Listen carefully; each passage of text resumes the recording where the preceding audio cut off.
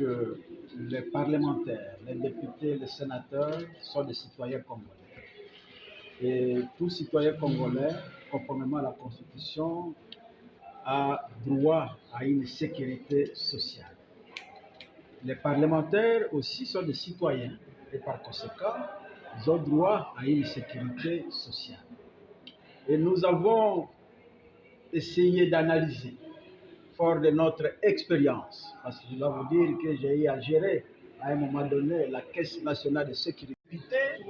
Bazanango, surtout quand député à Silesi, à ce que si mandat naïe, lobby a commis simple citoyen, Kobika naïe et commis passe. Parce que alors que à Saléry l'État, pour voter la loi, pour contrôler le gouvernement, mais lobby va pas mon école à Moutoumoko, Pamba Boye, la cité, et là, Malamouté. Ça me dit pour proposer la bandeko, la biso, ma collègue la biso, ma proposition et amélioration. Il y a moi qui loi portant modification et loi modifiant et complétant la loi initiale. Alors, tout ce qui m'a mingi ya sika, na kati ya loi wana, notamment au État-li service ya Sisopa, donc mais il faut tout longwa division et comme direction. Donc, tali makambo ya âge, tango nini nde député qui kozwa retraite naie, député a continué de sorte que le service qui gère la question de la sécurité sociale des parlementaires soit valorisé, afin qu'on puisse renforcer ses compétences et afin qu'on puisse reconnaître une certaine autorité de ces services-là. C'est une simple division dans l'administration de l'Assemblée nationale et nous avons voulu élever cette division en une direction placée sous l'autorité du bureau de l'Assemblée nationale. Apparemment, nous avons voulu aussi réfléchir et proposer une nouvelle formule de calcul de la pension de retraite afin d'améliorer tant soit peu ce qui doit revenir aux députés et retraités après leur mandat. Nous avons voulu, pour permettre une gestion efficiente de notre régime spécial, essayer de revisiter l'âge d'admission à la retraite.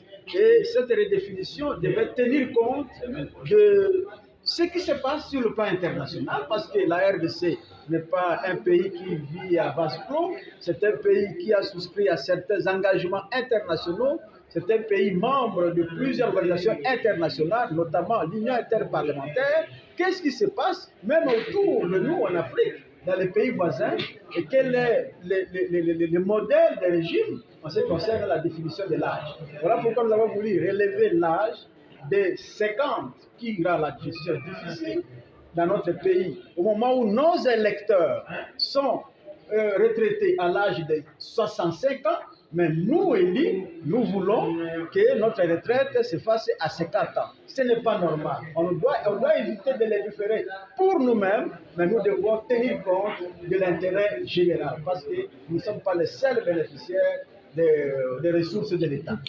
Et il y a d'autres innovations aussi que vous avez suivies qui vont dans le sens d'améliorer le régime spécial de sécurité sociale. Et je suis très heureux que les collègues, après un débat que vous avez suivi, ont jugé recevable ma proposition de loi et les amendements allant dans le sens d'enrichissement et d'amélioration seront apportés au niveau de la commission sociale et culturelle qui a reçu de la première la mission. On aura le même message au niveau de le régime spécial de sécurité sociale des parlementaires congolais, et nous avons trouvé que certaines dispositions étaient vraiment à améliorer, nécessitaient une révision, une relecture pour essayer, dans la mesure du possible, d'améliorer la situation du parlementaire en fonction du parlementaire en retraite.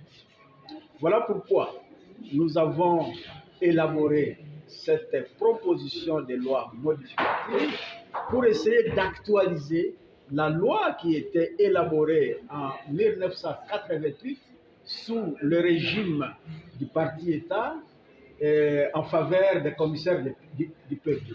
C'est vrai que cette loi a été modifiée en 2012, elle a encore été modifiée en 2018, mais nonobstant ces modifications, des problèmes majeurs au niveau de sa mise en œuvre demeurent. Et nous avons voulu aussi apporter notre contribution au niveau de certaines dispositions pour les rendre en adéquation avec la vie du parlementaire. Nous voulons que la vie du parlementaire soit protégée. Parce que la sécurité sociale, c'est ça. C'est un ensemble de mesures publiques qui visent à protéger, à sécuriser le travailleur, le citoyen contre tout ce qui peut contribuer au dénuement économique ou à sa paupérisation ou carrément à la privation de son revenu. Un parlementaire qui arrive à la fin de son mandat, nous sommes en train de le voir, comment ils sont en train de vivre aujourd'hui, ce sont des délaissés pour compte. Donc nous devons, dans une certaine mesure, tout en tenant compte des réalités de notre pays, essayer de tenir compte de ce qu'ils ont eu à rendre à l'État comme loyaux services, afin qu'ils ne soient pas traités comme des petits hommes après leur mandat. Et concernant cette amélioration, s'il vous plaît,